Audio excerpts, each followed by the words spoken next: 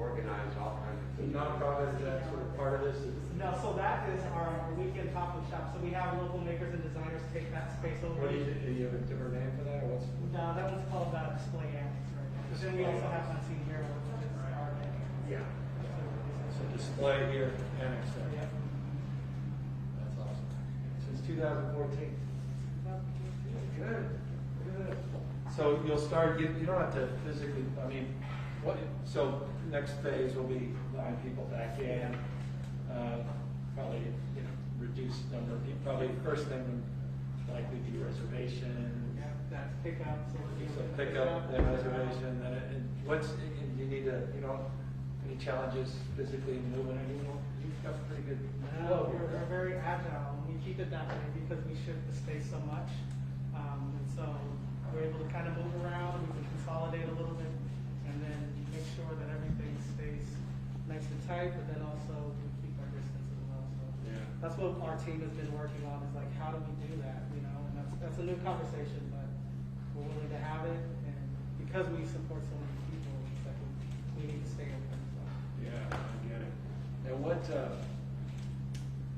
many employees did you have before this thing happened? Oh, on both sides we've got about 9 employees. Right. Yeah. And now, where is everybody? So unfortunately, some are on furlough, none have been fired, but some are on furlough. We had to cut hours and things like that, but from here, allowing us to be open again, it will allow us to bring our team back, which is key for them and key for us as well. And once these guidelines come out on Thursday, you think you're ready to? Yeah, we're ready to look You're ready to go right away, Yeah. certify, mayor's concurrence. Exactly. And then start opening up this weekend. Yeah. Service, right? Yeah. Awesome. Right. And sanitation side, everything, we're working on the guidelines. On the guidelines, what are you worried about, someone like me going overly burdensome with something? What did your wife say, man, I hope that's not included before I got here? I don't know, like for us, we stay like clean and we make sure we're writing stuff down, so I think for us is just making sure we follow the standpoint so we can stay open, Right. and that we're safe for the community, because that's why we're here, and so it's like whatever we have to do to be safe for the community, not only the community that we connect with, but also the community that we house as far as makers and designers go, that's what we're gonna do, so that's the most important thing. And that's the other side of this, is bringing product in Yeah. with sanitation in mind, with PPE in mind, Yep. with those controls. How have you got your arms around that, just as an example? Day by day. So, when we have an online order, we take it in, we make sure we wipe it down before we take it out, and ship it out, and so we're taking all the precautions that we think that we, have to do, but then also being able to see the rules and regulations to make sure we're sticking to them is key. Yeah. I think the beauty of this shop and a lot of stuff is since the designers are making it themselves, also they're being super careful. They curate everything. They make small batches of it, which allows for more care to be taken as they're, packaging things of that nature. So that's the beauty of starting small first, right? And then we're not getting like a ton of mass shipments in from different places. A lot of the designers, they come from LA and San Francisco, and so we do obviously get postal service stuff, but they've carefully packaged all of it, which makes it nice for small groups like us to be able to, for our team to manage it, for the retail teams to manage all of that. So. And landlord been good? Yeah. Really Been good. helpful? Yeah. Not hitting you hard? No, he's been really good. It's interesting, we had a conversation on Sunday just talking about everything, so he's been good. He's really good. Good. Got us a long way, we've been here for a long time. So you don't want you going anywhere. Yeah. Especially now too. Worst thing is, Yeah. you don't make it, and Yeah. then he's got to make it space. Yeah. Well, congrats, man. That's great. Thank you. I appreciate it. Thanks for letting us descend upon you. I know that they have these timelines. So I think we'll just let folks get set for the press conference piece before we go live on our stream and stuff. So.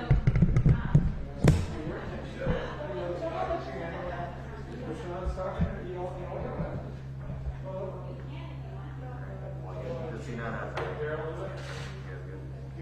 What's that? I'm sorry. Oh, yeah, good. So he's not blocking you at all? He's not blocking you? No.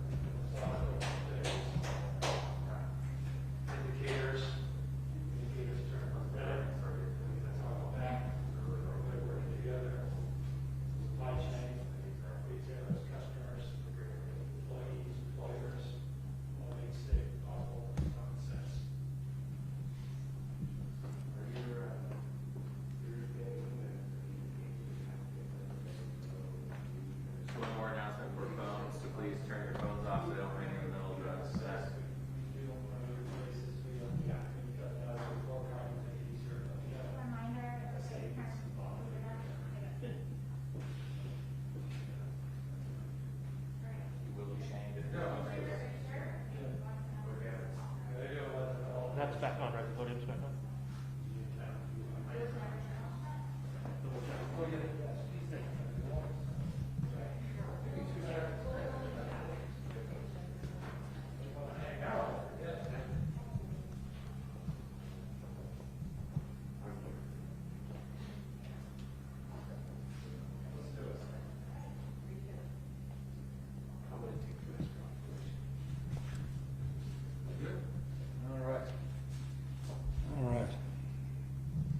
Thank you all for taking the time to be here, particularly Mayor Darrell Steinberg, who I'll introduce just in a moment.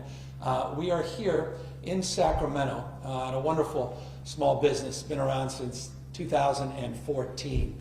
And this business, Display California, is sort of a personification of the businesses all throughout the state and across the rest of the United States that are struggling to make ends meet, to hold things together.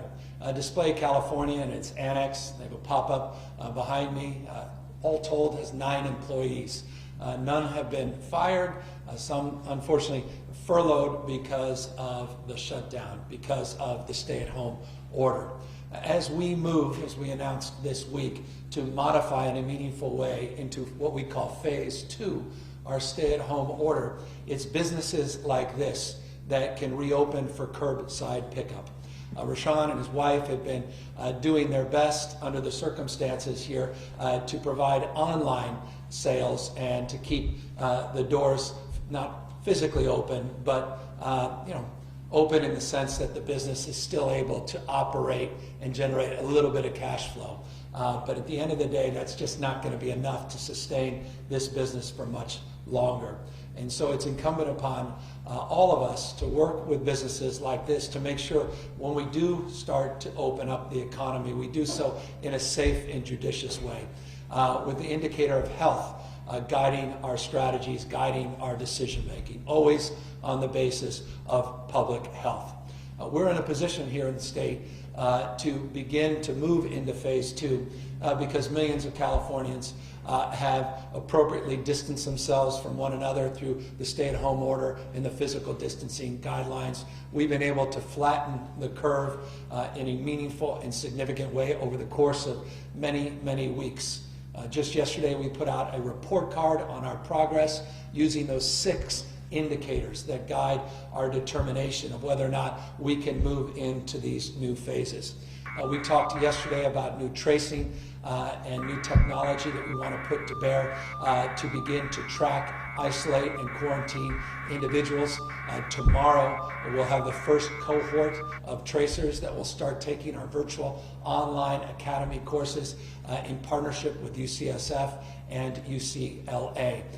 We made a final commitment to advance that effort using a new data management platform in partnership with Accenture, Amazon, and Salesforce that will be providing the ability in real time to share information and collect data on a cross-county basis. That is a fundamental part of our efforts to provide not only the workforce, 10,000 in phase 1, 20,000 within 2 months of tracers, disease detectives, and lexicon perhaps more easily understood, that will be deployed all throughout the state of California. Bottom-up, county-based led effort, utilizing the existing workforce of roughly 2,800 or so folks, just shy of 3,000 individuals that are currently doing tracing in the state of California. That augmented resource will allow us to move into this phase with our capacity in real time to determine spread and be able to isolate individuals, quarantine individuals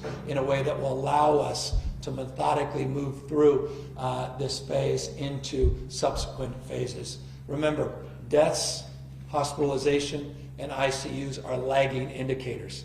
The more testing we do, our ability to track, to trace, and to isolate and quarantine, that allows us more real-time information that allows us to move into this new phase and stay in that phase in a very, again, judicious and thoughtful way. This whole effort's been led by our health team in partnership and collaboration and counsel with public health officials all across the state of California. As we said yesterday, we'll be putting out the guidelines this Thursday, and businesses like this can start to open as early as Friday of this week. We were talking to Rashawn just a moment ago what that would look like for him. And it's a supply chain issue, not just a customer interface issue, as he reminded us. It's the things that come through the back door, meaning product that are displayed here at this business. And it's the ability to sell those products in a very thoughtful way with a deep framework of sanitization, a deep framework on protecting his employees, as well as protecting his customers. So from the supply chain, which will begin to open up manufacturers, logistics to support businesses like this in this new phase, it's incumbent at all levels that we have strong protocols in place, but none more important than appropriate protective gear. The PPE side of this is so foundational in our ability to open up, to make sure people have the appropriate face coverings, that they have the support they need to keep these facilities, to keep these retail establishments sanitized, and to make sure customers, again, and employees are safe. We're very pleased in this state to have had substantial success in the last week in procurement of tens of millions of new masks that are now coming in almost on a weekly basis. Let me be specific. We've been able to distribute 14.2 million procedure masks, these surgical masks, since the beginning of this pandemic. We currently have an inventory of 19.3 million masks that have come in over the course of the last number of days. We'll get those masks out as soon as we possibly can. But I can assure you, in all of these months, we have never had so many procedure masks, surgical masks in our possession, now able to be distributed all across the state of California. Again, we prioritized our healthcare professionals, we prioritized our first responders, our skilled nursing facilities, assisted living, but we will, as these product lines begin to open up and we have more of this product start getting out to the front lines for our grocery workers, get it out to the front lines in terms of our transit workers and our retail workers as well. PPE, not just testing and tracing, is so foundational in terms of moving into this next phase and being able to methodically, judiciously, and thoughtfully begin to reopen up our economy with adaptation, with modifications. The spirit that brings us here today is the spirit that defined the opening of this business in 2014. That's the spirit of entrepreneurialism. a spirit of a mindset that's alive and well in the state of California. It's appropriate that we're in a business that sells California-based products, California-based designers and makers, and brings that ingenuity and that talent to bear in a curated way at this space, making it available to support our economy, but also to support other entrepreneurs in our economy. It's perhaps a long way of saying this. We're not just talking about one small business. It's the business's impact on that entire supply chain and on the creativity and the ingenuity, the innovative spirit that defines the best of California.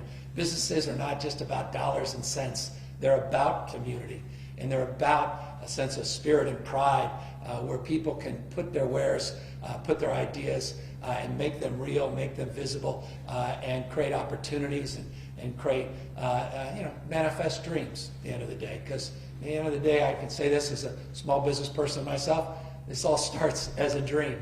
It starts as an idea, pen then to paper, and to see your dream come to fruition and potentially be at risk because of this pandemic is devastating. And so it's a way of expressing not just empathy, but a deep admiration and appreciation for these entrepreneurs that put everything on the line. And truly, everything is on the line as we move into this next phase to make sure we do it right and to make sure we don't jump ahead of ourselves and have a second wave that then forces us to toggle back and now put back into place the restrictions that we're now in a position to finally loosen up. And so it's a long way of just repeating a mantra. We have to maintain the core construct of our stay-at-home orders and make sure that we are appropriately doing the social distancing and the physical distancing that is necessary at this moment, particularly as we move into this new phase where that behavior becomes even more essential because we put more and more people at risk as we begin to open things back up. And that's why I cannot impress upon people more that we're not going back to normal. It's back to a new normal with adaptations and modifications until we get to immunity, until we get to a vaccine. We'll get there. That's coming. That will happen. The question is, what happens in between? And in this state, you've just done such a remarkable job keeping that line, keeping our total number of positives, hospitalization, people vulnerable in our ICUs in a stable place compared to many other parts of this country. And I just want folks to know we're grateful to you. You're the reason we're in this position, why I'm here today, and why I'm looking forward to moving through this weekend and begin to see some new retail open up with these modifications and to start seeing these manufacturers and logistical support begin to take shape as well and help again start to rebuild this economy and get us back on our feet. With that in mind, before I get to all of the daily updates, I wanted to acknowledge a local elected official, someone known very well here in Northern California, the former pro tem, the state senate, now mayor of the city of Sacramento. Mayor Steinberg has been essential and critical in terms of helping guide us to this point. And one thing is clear to me. At the end of the day, we put out these guidelines at the state level, but its application, its implementation is manifested at the local level. And that's why local electeds are so important. Mayors at this moment are so important. That collaborative spirit between the city of Sacramento and the state of California has been demonstrable for many, many years, but notably many months through this pandemic, including the announcements a few weeks back on Project Room Key to help Californians that are out on the streets and sidewalks and in shelters are homeless and get their support. Darrell was critical in helping advance that effort. He's critical in terms of advancing this effort as well. Wouldn't be appropriate to be a retailer in the city of Sacramento, just days away from beginning to reopen parts of this economy with conditions if we did invite the mayor to say a few words. With that, Sacramento Mayor Darrell Steinberg.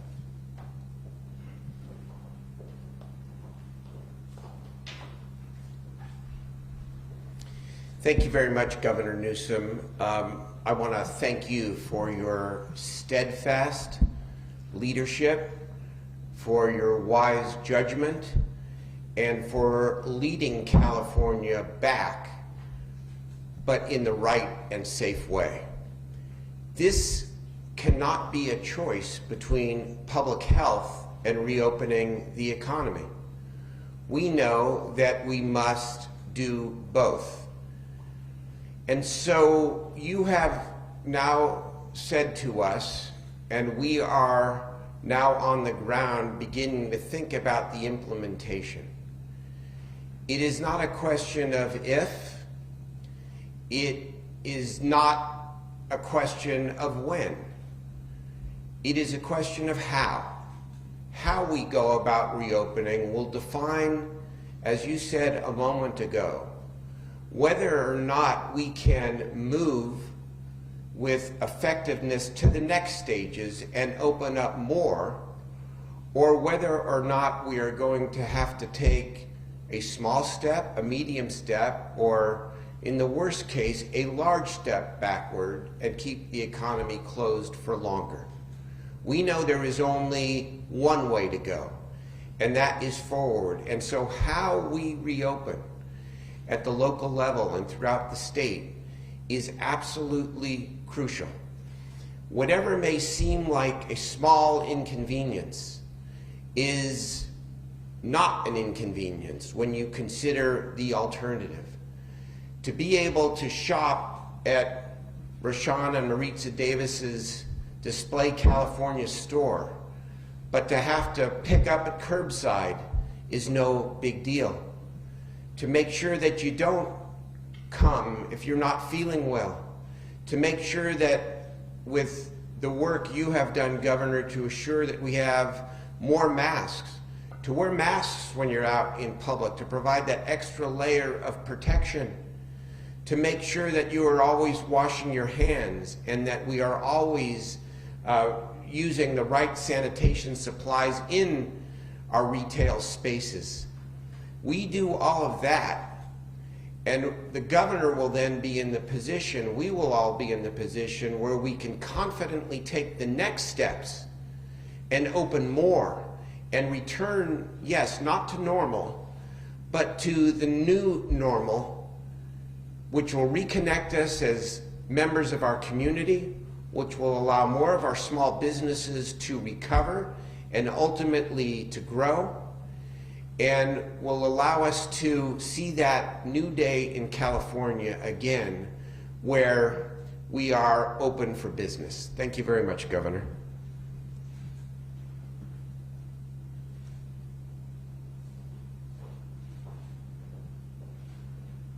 Thank you, Mr. Mayor, and again, thank you for all your leadership, and again, that central nature of partnership at the local level as we begin the application and implementation with these new guidelines will be coming up on Thursday, and the application and the conditions that we are setting forth through the weekend over the course of the next few weeks.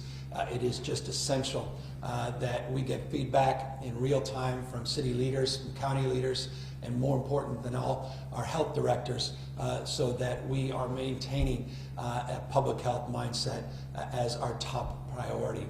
I also want to just extend a prioritization beyond just our capacity to begin these meaningful modifications, but also to do what we can to help support these small businesses with loan assistance. As you know, the Small Business Association administration has a number of small business loans, and of course federally with the CARES Act, this PPP program, distinguished from PPE, that's personal protective equipment. The PPP program is that support program that has gotten a lot of attention and drawn a lot of anxiety for businesses all across the United States to draw down loans and potentially forgivable loans in the future. The first round of dollars, Californians did not fare as well as we should have in terms of the percentage of the loans we were able to draw down and the number of dollars that we were able to draw down. I wanted just to update you on the good news. The first round of PPP, $33.4 billion was distributed in the state of California in terms of those business supports, with just 60% of the second PPP program, just 60% of the second PPP program, we have already drawn down $33.2 billion. So roughly the equivalent amount of the entire first program, even though just 60% of the funds have been distributed nationwide. It's a way of saying this: we are doing much better in this second round. More loans, almost 3 times as many loans have been drawn down in the state of California, and more money. So we're very encouraged by that. When you add up both loan programs, average them out, we're currently doing about 11.2% of all of the loans in America, and 12.9%, roughly 13% of all of the money coming into the state. It's getting closer to where it should be. Again, the good news is 60% in this second round, and that's where we're punching above our weight.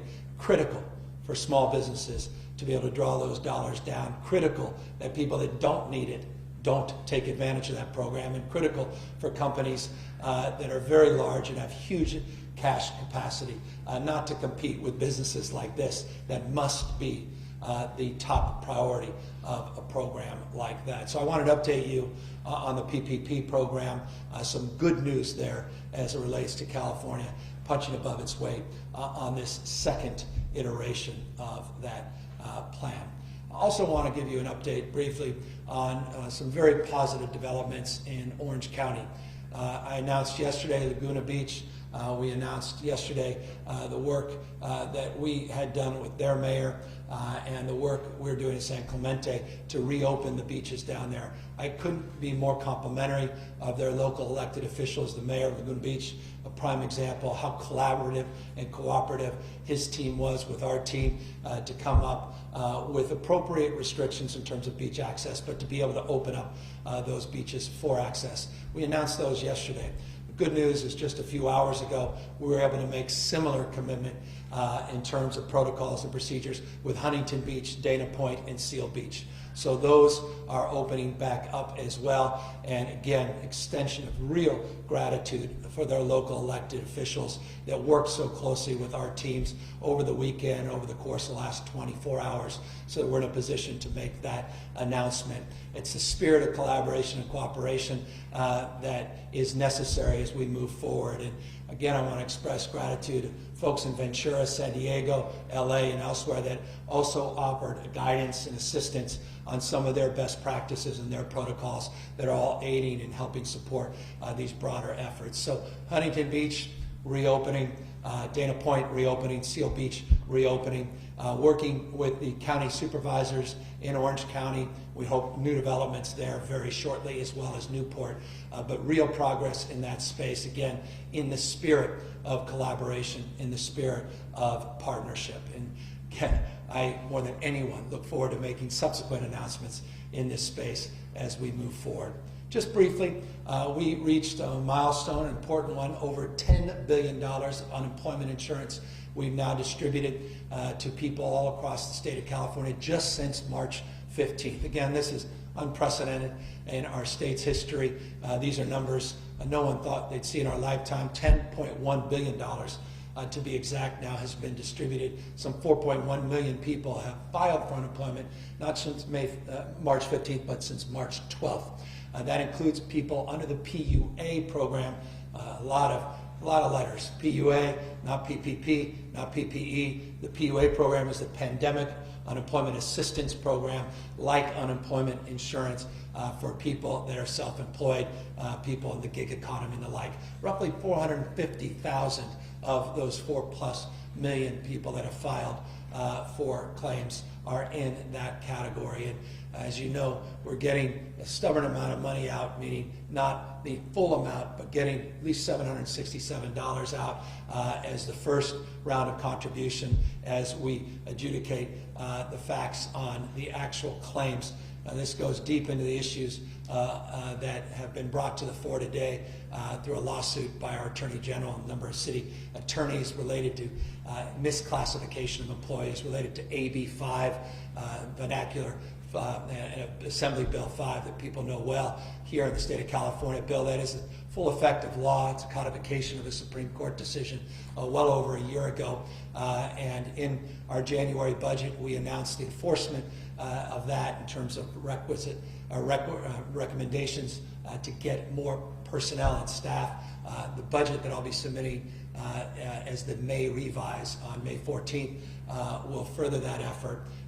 And I just say that to make this point.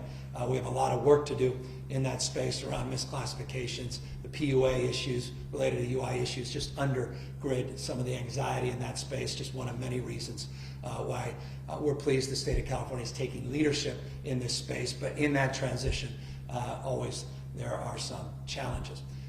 Final point before I open up to questions. I want to just update you on the total number of positives in the state of California, total number of lives lost, hospitalizations, and ICUs. In terms of the total number of new positives, 1,275 new positives that we identified yesterday. What's significant about that is that number is plus or minus in a margin that we've seen over the course of the last number of days. And just over the course of the last number of days, roughly the last 3 days, we've tested just shy of 100,000 people. Just in the last 3 days in the state of California. We've tested now just shy of 780,000 people in this state. Roughly 100,000 just in the last 3 days. The good news is total number of positives at 1,275 remain within a margin of error, fairly steady, despite the significant increase in the total number of tests. We saw 63, tragically, number is 63 people lost their lives in this reporting period. 63 lives torn asunder, 63 families whose lives have radically changed. Our heart goes out to every single one of those families. And by extension, always our concern, number of people in ICUs and hospitalized. We saw the hospitalization numbers drop yesterday. They went up modestly to the last 24 hours by 2.6%, but the ICU numbers went down 1.9%. So ICU's down today, hospitalizations up. Yesterday it was the opposite. The good news, again, in an effort to try to not confuse you, but to also be accountable to being as precise as I possibly can, we have people under investigation, the PUIs, not the PUAs. The PUIs, people under investigation, both for hospitalizations and ICUs, those numbers also dropped yesterday. It's another positive indication. If we were putting out a report card today, it would be even slightly stronger than the report card we put out yesterday. That give us, again, more confidence in our capacity to move forward with the modifications of our stay-at-home order later this week. Again, modest but meaningful modifications, phased approach, frame of health first. These indicators will guide us into this new phase. And final words before I do open up for question. We continue to have very robust and very, very positive conversations with our county and county health officials, our county elected representatives and health officials, as they understandably are inquiring about the capacity to make variance requests through self-attestments, self-certifications with containment plans that will allow them to go deeper into our phase 2. And so we are working with them hand in glove. The information around what that criteria looks like will be forthcoming well within the timeline we established and communicated yesterday. So that's a long-winded update on the day, but a very, I think, positive day in terms of some of these indicators. Caution always that this can change radically as we enter into this second phase. Now with that, happy to answer any questions. Hi, Governor. My name is Ashley Zavala. I am the State Capitol Bureau reporter for Nexstar Media Group, which has 7 TV stations across the state between San Francisco and San Diego. Our first question today is coming from Elix Michelson at Fox 11 in Los Angeles, with you hosting a roundtable later this afternoon, and then I know you had one last week. He's wondering, what's the greatest area of concern you're hearing from small business owners so far? How do you address it? How do you enforce your guidelines so everyone gets a fair chance? Yeah, I mean, it's a wonderful question. As you know, and many others, and I appreciate the frame of the question you referenced, we've been having very robust outreach, or we are engaged in robust outreach sector by sector, all throughout the economy in the state of California. A few weeks back, we announced a remarkable group of talented individuals, some of the most well-known business leaders in the world, Tim Cook of Apple and Bob Iger of Disney among them, as well as social justice warriors on our economic recovery task force. That task force has a dozen or so, a little less than a dozen committees that are advising us not only regionally but sectorally and beginning to help us break down and work through some of the questions around guidance. I've been having a series of Zoom conference calls with business leaders of different stripes, large business, medium-sized businesses, and very small businesses to address their particular and unique needs. Today, this afternoon, we will be doing the same in our manufacturing space. We'll be doing more in the entertainment space and others over the course of the next few weeks. So it's a way of answering the question. Sector by sector, we begin to process that dialogue, then we process the lessons learned.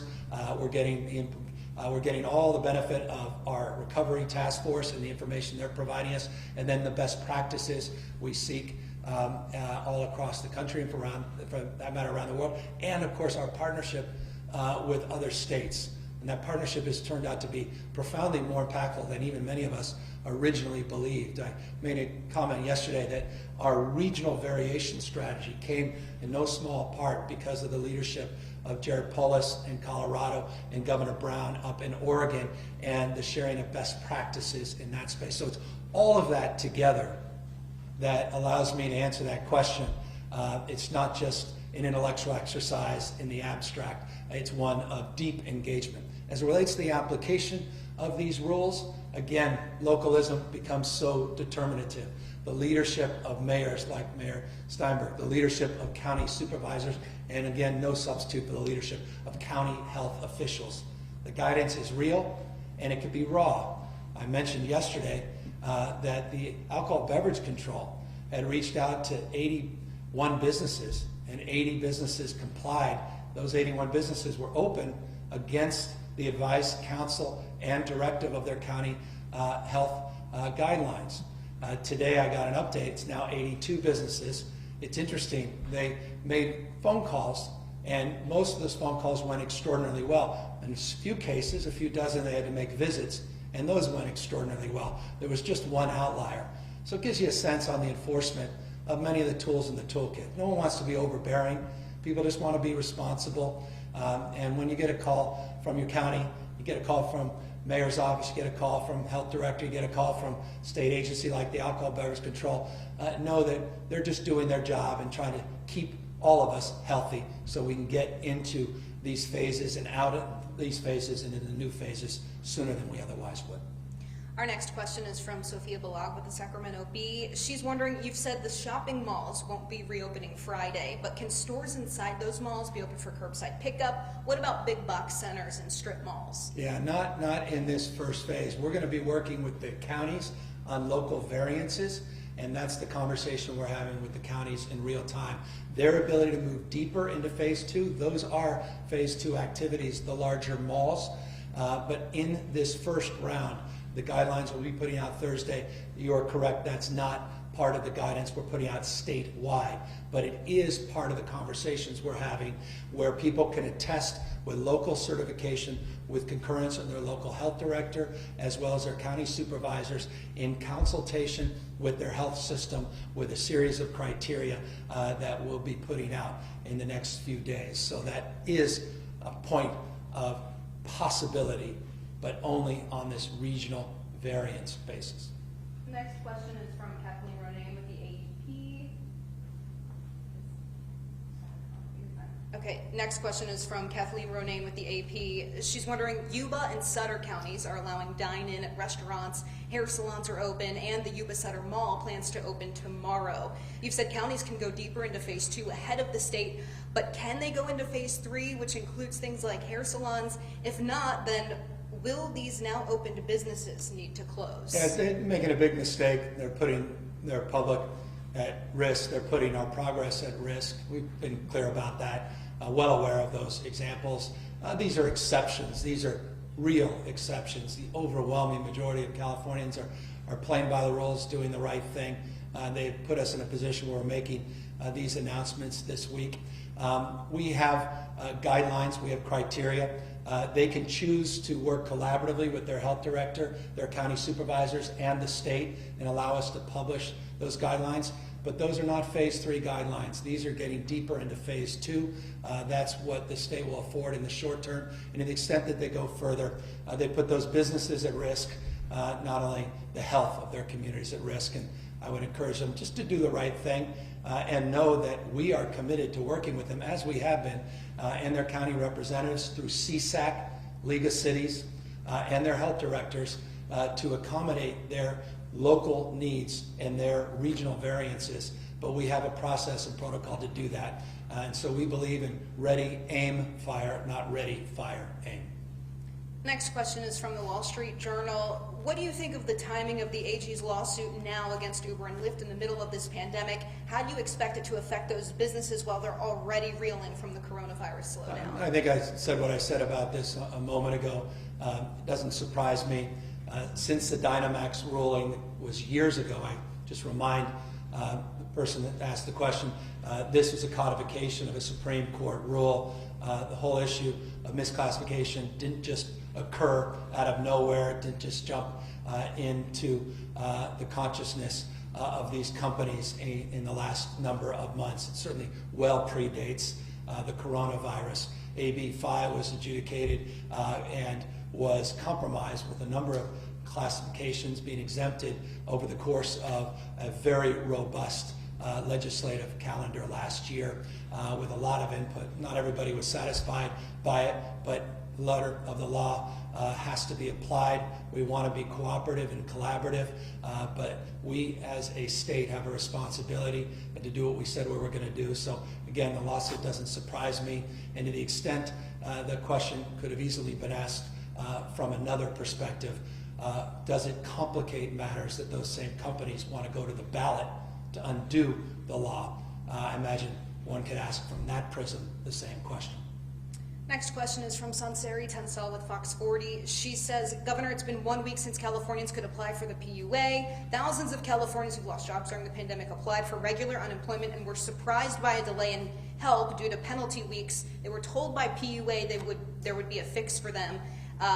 They were told they would get a letter by May 2nd telling them how to apply and get some financial relief in these unprecedented times despite the penalty weeks issue.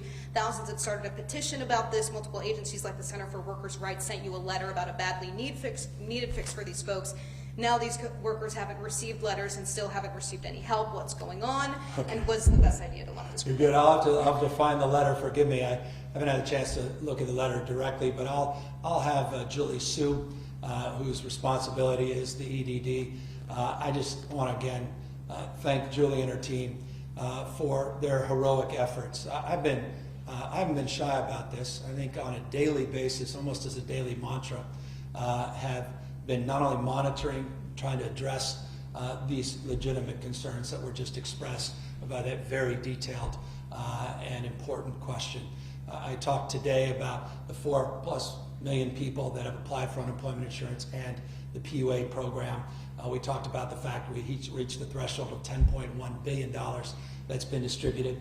A couple days ago, I talked very specifically about how we moved 1,340 new people to work the phones to improve the system, how we added an additional 600 staff that are being redeployed as we speak in real time. We talked about the new chatbots on the system. We talked about the new texting technology we are putting in to bear. We talked about the fact that we extended the hours of operation of our call center since 2013. We're 8 a.m. to noon, 5 days a week. Now we're 8 a.m. to 8 p.m., 7 days a week. And how all of that is not good enough. That people are rightfully frustrated because of the deep anxiety and stress they have about their ability to pay even for basic things like food and transportation, let alone housing. And so we continue to do everything in our power to improve that process, including changing the criteria to which we adjudicate these claims. The PUA process is novel for us. across this country, and we are sharing best practices to the extent we can find them. We have 450,000 people in the queue of those 4.1 million people that are in the PUA category. We're able to get checks out, $767. That's the $600 check that comes from the CARES Act, plus the $167, which is the minimum payments, to get those processed as quickly as we can. And now we have to address those deltas on those claims that go deep to that question. And we are doing our best in real time to make real a lot of the things that were promoted in that program. This is hardly a satisfactory answer to those that want their check and want it now. But I will just say this, I'm very proud of Julie Sue and her team in this respect, that before this pandemic, there was a 3-week period to which we would get a check distributed. They've been able to continue in that spirit despite the unprecedented number of calls, unprecedented number of checks that have had to be distributed. And when I say checks, let me just also be candid with you. These are not always checks, these are debit cards. And we have a partner with one of the largest banks in the world. They ran out of plastic. They didn't even have the capacity because of their responsibilities to do similar work all across the country to even get the debit cards. We worked with them to work some of those issues out. This was a few weeks ago. It's just one of many examples where we're all just trying to do our best, and best is not good enough. And to the extent that the details of a letter that I unfortunately am not privy to at the moment, forgive me, the multitudes, the stacks of letters I am receiving, forgive me for not having read that specific letter. Julie Sue, I'm sure, has, and she'll get back to the questioner. Next question is from Doug Sovereign with KCBS. He's wondering, I'm sure you've seen the new IHME and CDC models that project big spikes in both cases and deaths after states reopen and people have more contact with each other, although they don't project such a spike in California. What does the latest run of California's model show? Why isn't the state's model more public? There are many people in the Bay Area and really across the state who fear it's too early to allow more reopening. How hard is it going to be to reinstate shelter-in-place orders if relaxing does bring a spike and the horse is already out of the barn? I could add about a dozen more questions to those questions, and they're all open-ended questions and they're the right questions to ask. So the questions we're asking in real time, we're trying to answer in real time. The questions we posed to the folks up in Yuba, folks that want to open earlier. Want to go even further than the modest but meaningful modifications that are part of the announcement that we are advancing here today. So look, we're going into this very thoughtfully, very soberly. We recognize the challenges, but as well, we also recognize that the indicators we put out consistently have updated the public on. Those indicators are guiding our decision making, and a lot of those indicators are positive in terms of allowing us the confidence to move into this next phase, into the second phase, in a very thoughtful and judicious way. Doug is absolutely right. We recognize that certain parts of the state are in different conditions, different environments where they don't even want to get into this second phase yet. And that's why we were crystal clear yesterday that we're not preempting local decision making in that respect. We're allowing stricter guidelines to remain in place in parts of the state where those concerns are more legitimate, more valid. So we listen to people in real time. We collect the data in real time. You'll see in our guidance to go further than what we announced yesterday on a regional basis, that we have specific prescriptive requests of those counties before they can certify or self-certify, that they have to be able to answer the question Doug posed on the ability to toggle back to then strengthen again those restrictions that they may have loosened up based upon community spread, based upon hospitalizations, based upon increase in surge, based upon conditions changing on the ground. We talked about serosurveillance, PCR surveillance, otherwise known as community surveillance. We'll be doing a lot more of that all throughout the state of California. The tracing and tracking becomes foundational in that respect. All of those are answers to Doug's question, but each has to be tailored with local conditions in mind, and that's how we are conducting ourselves, so that this is not just a broad mandate where everybody has to go at the same time. These are the opportunities for people to go at different times based on different conditions, but with a health frame as its foundational framework and indicators guiding ultimately our decisions to move even further or to toggle back. This is our last question, and it actually came from numerous outlets, including Politico and the LA Times. The president tweeted just recently, just within the last hour, well-run states should not be bailing out poorly run states using coronavirus as the excuse, exclamation point.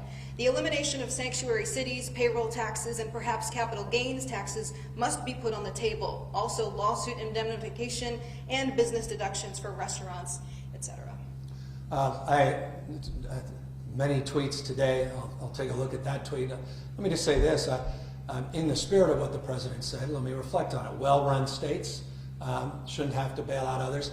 I don't mind, as an American citizen, doing even more than other states. I'm proud to have grown up fifth generation in California. We're in a store, the personification of California designers and makers.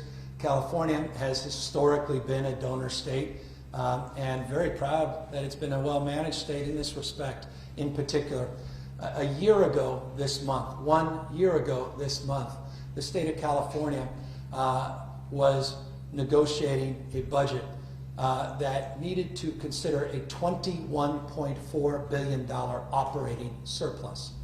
I'll repeat that because it's, well, worthy of repetition. A year ago, in the May revise, this state was presenting a budget to the legislature, my office, that was trying to prioritize the use of $21.4 billion in an operating surplus. Just a few weeks ago, in my January budget, we announced a projected $6 billion budget surplus. We had paid off that wall of debt, previous administration, prior to Governor Brown. Governor Brown had inherited. Our bond rating went up not once, but twice. We were sitting on close to $20 billion of reserves, or at least projected in January to be north of $20 billion of reserves. A well-managed state in that respect. We were beginning to pay down our long-term pension obligations. We made commitments of over $9 billion in that space. We're hardly perfect, I recognize that. We have a lot more work to do in that space. So I appreciate, to that extent, the spirit of what the president's tweet, I believe, alluded to, that we should reward good behavior. If that's the case, California will be well positioned in any subsequent coronavirus relief. In fact, I imagine we would be front and center in that consideration, considering the magnitude of those surpluses, considering the management of our budget, and considering the magnitude of this virus and its impact on our general fund. That will be made more real when I submit to the legislature the May 14th deadline for our revise. Tens of billions of dollars in deficit now, just like that, because of this virus. So I appreciate that sentiment, at least. The other points of that tweet are golden oldies of policy differences, particularly on issues related to keeping people safe and healthy as it relates to policies like sanctuary that have been in place in states large and small across the country, red states, blue states. Rudy Giuliani included in New York, who was an advocate for sanctuary policy. That's a separate issue and well-defined in California, and I think it's one of the many lawsuits we're engaged in with the administration. So good people can disagree on that, but on the issue of bailing out well-managed states, I think California is going to be very firmly grounded as a beneficiary of that sentiment, if indeed that sentiment is advanced in meaningful federal support, which is absolutely necessary to avoid cuts that none of us want to make over the course of the next few months as we try to balance, as we're statutorily required, our budget by the end of June, or middle end of June. With that, I want to just thank everybody again for their time and attention. I think we're seeing the progress of all of your hard work.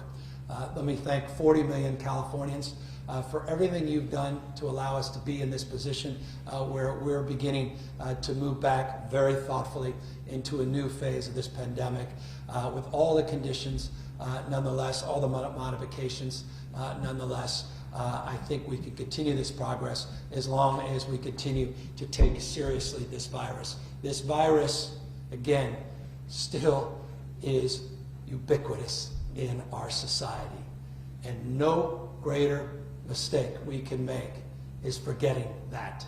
Please, please continue the physical distancing. Please, please, to the extent you can, wear face coverings so that you can not just protect yourself, but protect others. And remember, you may be asymptomatic, no symptoms, and still be able to spread this virus. You may be young and healthy, and you run up and give grandma a big hug, and all of a sudden, 5 or 6 days later, grandma's in the ICU. It's not a gross exaggeration.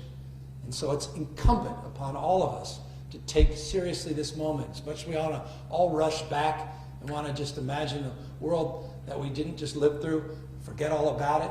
Let's not develop amnesia. Let's not, as we keep saying, run that 90-yard dash.